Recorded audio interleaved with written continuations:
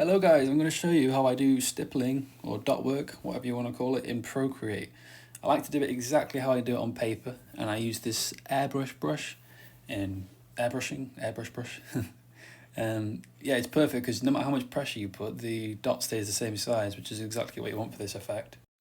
So I'll do a little box here and I can show you the gist of what the shading looks like, break it down nice and easy for you.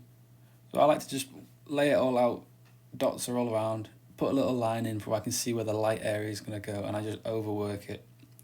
So more dots where it's dark, less dots where it's light, and you just work it over time. Don't be afraid to go over certain areas.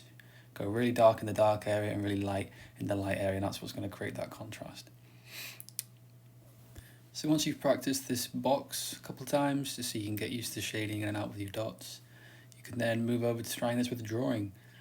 So best thing you can do, get yourself some sort of reference, anything that you want to draw, sketch it out underneath, so you've got your single layer, and then create a second layer. This drawing that I've done is sort of referenced from two images.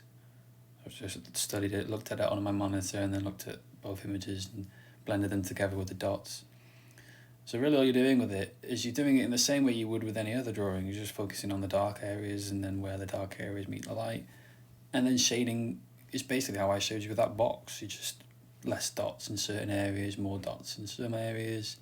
If you want to create any details, you can just use the dots together to form a line like I've done with this vein here.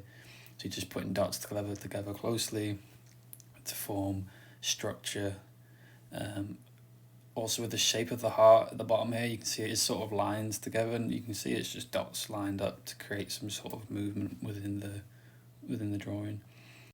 And yes, this process is very time consuming, but stick on a podcast and just dot away. Focus on small areas at a time so you're not thinking of the whole drawing at once. And yeah, I'm going to speed it up now for you so it's a little less boring. That's much better, much more entertaining.